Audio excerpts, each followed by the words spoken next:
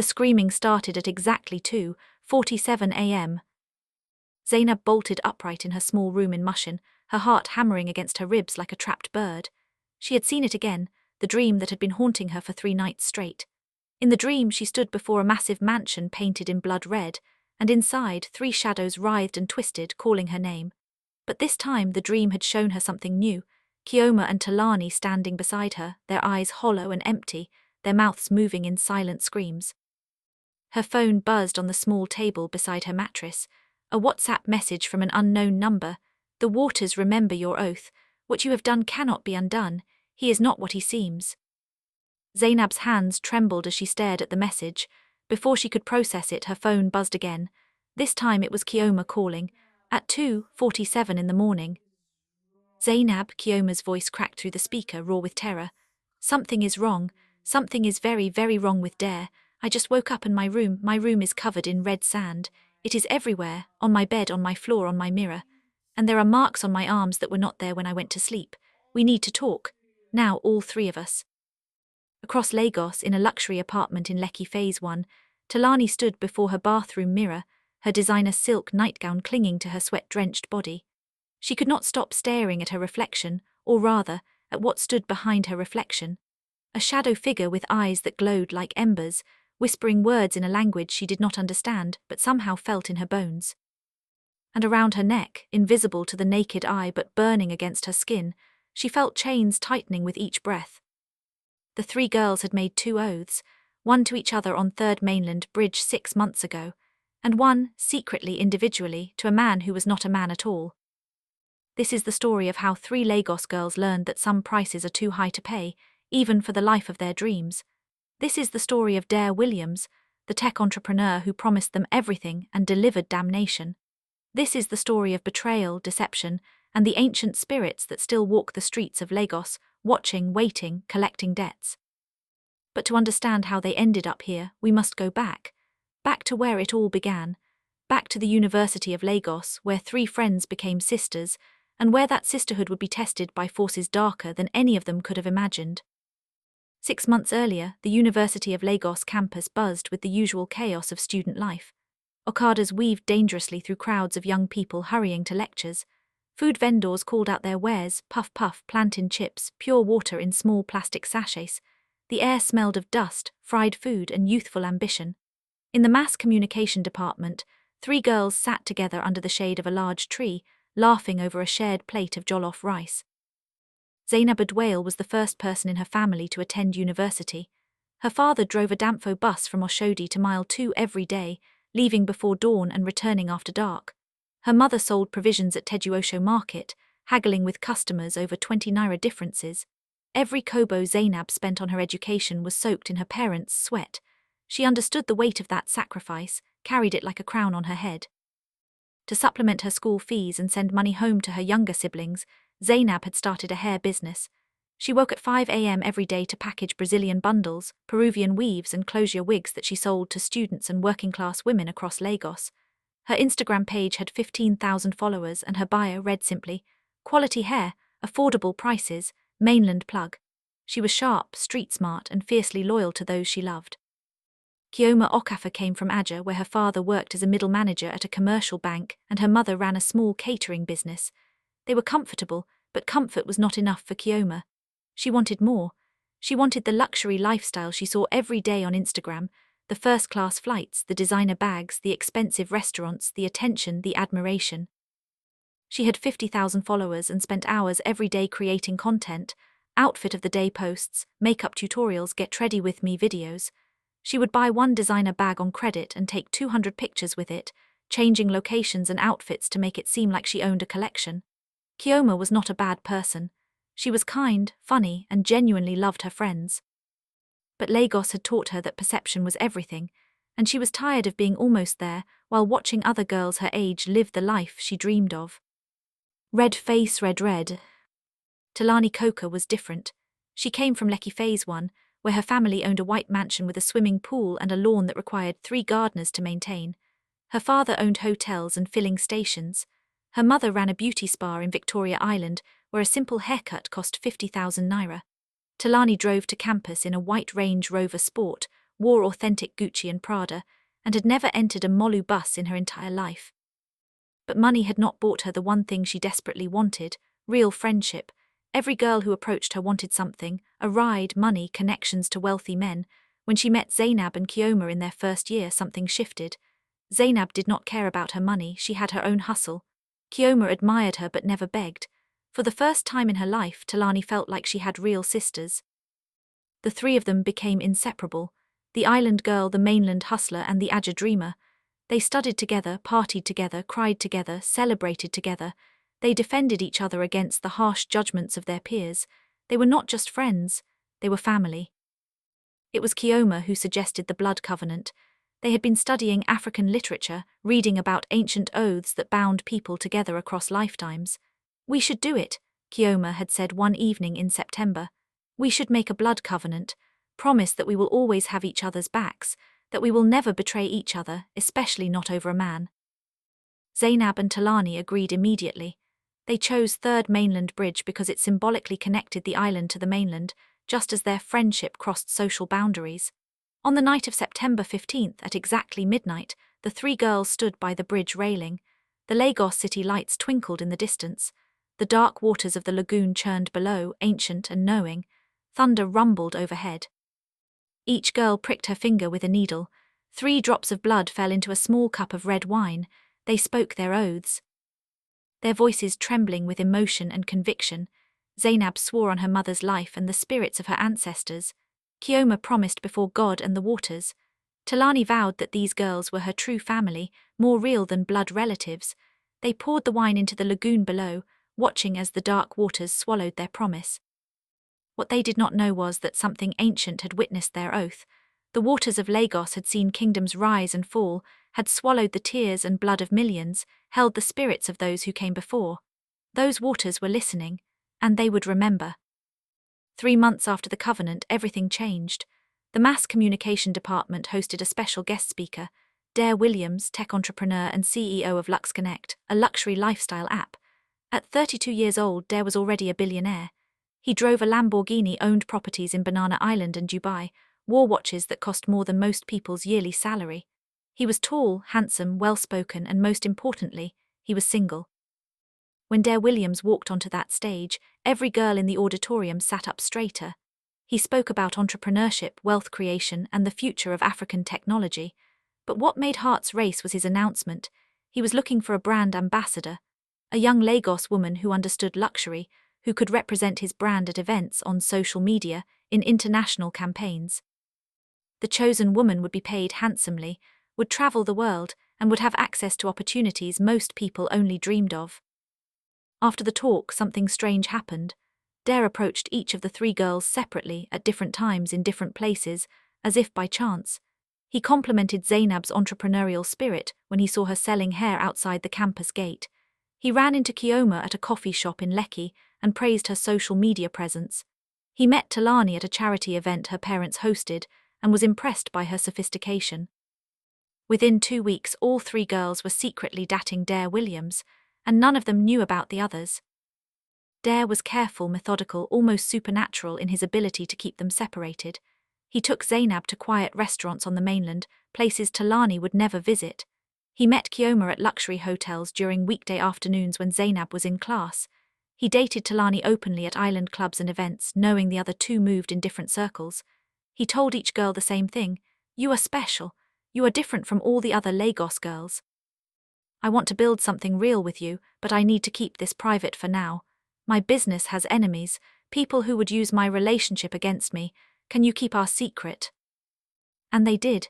Each girl, intoxicated by the attention of a billionaire, by the expensive gifts, by the promise of a life beyond their wildest dreams, kept the relationship hidden, even from each other, even from the sisters they had sworn a blood oath to. Zainab told herself it was not really betrayal. She and Dare had something real, something special. She convinced herself she would tell Kioma and Talani eventually, once things were more serious. Besides, they had only sworn not to betray each other over a man, but Dare was going to be her husband, not just a man. That was different, she reasoned.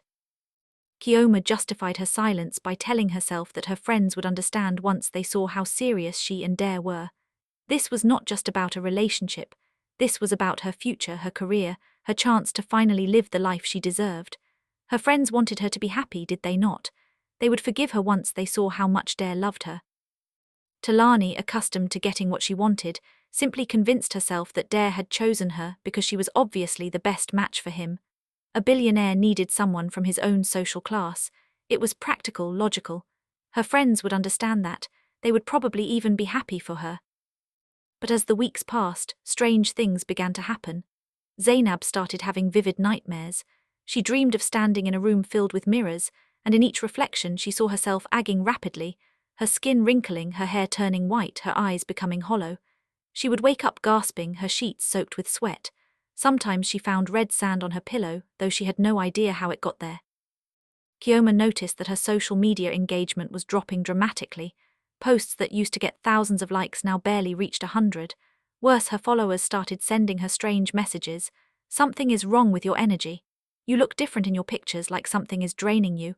Be careful, sis, I see darkness around you. She dismissed them as jealous haters, but deep down, a cold fear had begun to settle in her chest. Talani's experiences were the most unsettling. She started seeing shadows in her peripheral vision, figures that disappeared when she turned to look directly at them. Her expensive perfumes began to smell like sulfur and decay. She lost weight rapidly despite eating normally. Her mother, worried, took her to the hospital, but the doctors found nothing wrong. Maybe it is stress, they said, but Talani knew it was something else, something wrong, something evil. The breaking point came on a Friday night. Dare had invited Talani to his mansion in Banana Island for a special dinner. What she did not know was that he had also invited Zainab and Kioma, scheduling their arrivals at different times, planning a confrontation that would serve his dark purposes. Talani arrived first at 7 p.m. in a stunning red dress. Dare's mansion was enormous, decorated with expensive art and furniture that screamed wealth. He greeted her with champagne and led her to a dining room with a table set for four. "Four?" Talani asked, confused. "I thought it would just be us." "I have a surprise for you," Dare said, his smile not quite reaching his eyes. "Some guests are joining us." At 7:30 p.m. Kioma arrived, her heart racing with excitement. She had told herself this was it. The night Dare would make their relationship official, maybe even propose. When she entered the dining room and saw Talani sitting there, her smile froze. "Talani, what are you doing here?" Before Talani could answer, Zainab walked in at 8 p.m., stopped dead in her tracks, and stared at her two best friends sitting at Dare's dinner table. The confusion on all three faces would have been comical if the situation were not so horrifying. "What is going on?" Zainab's voice was barely a whisper.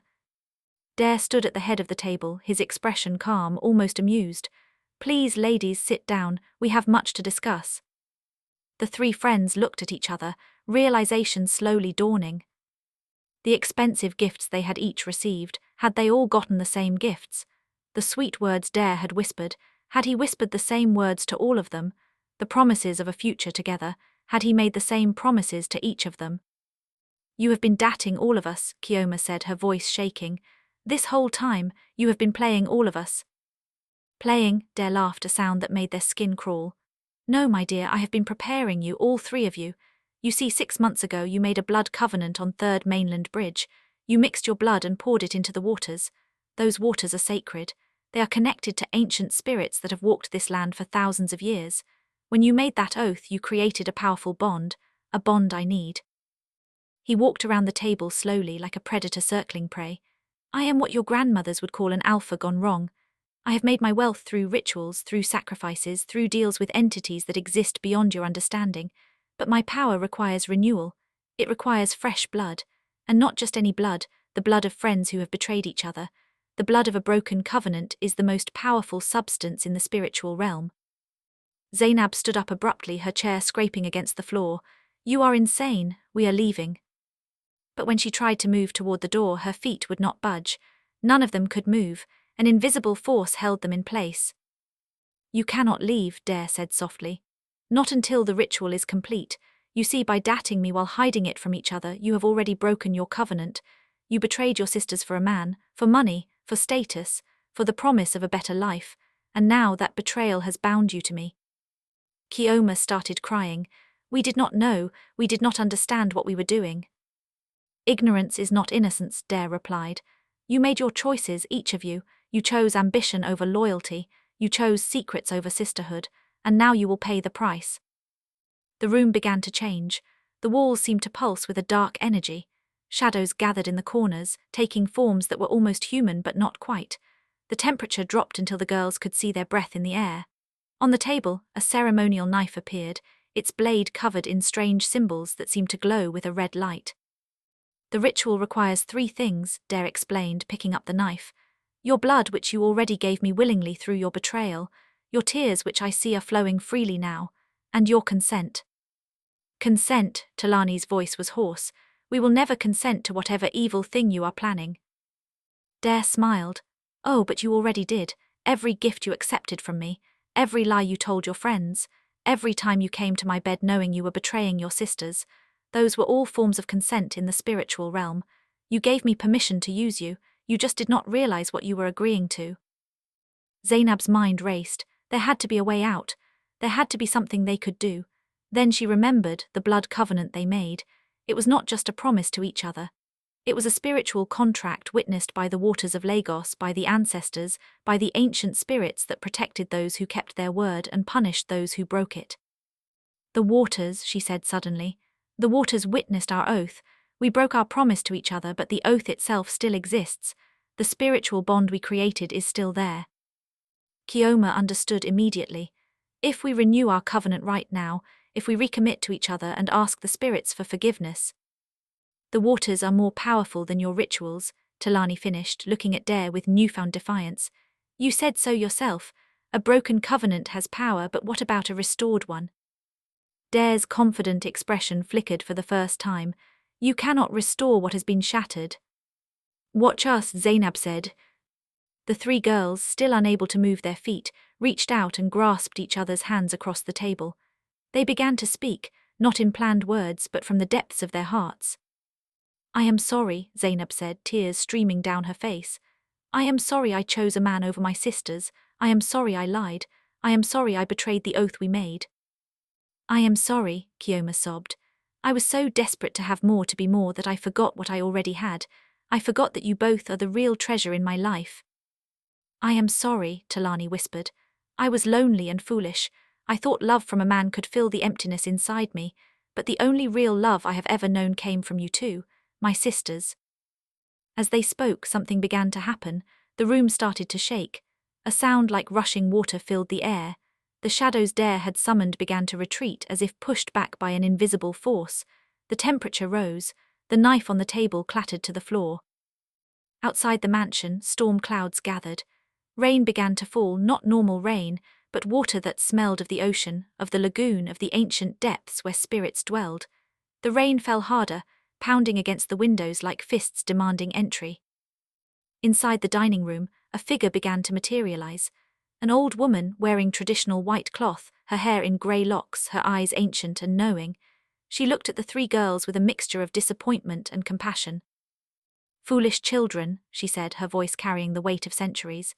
You made a sacred oath and broke it for temporary pleasures, but you have also shown genuine remorse. You have chosen each other again, even knowing the cost. The waters have heard you, the ancestors have heard you. We will grant you mercy this once, but know that all debts must be paid. She turned to Dare, and her expression became cold as stone. As for you, child of greed and darkness, you have tried to pervert sacred rites for your own gain.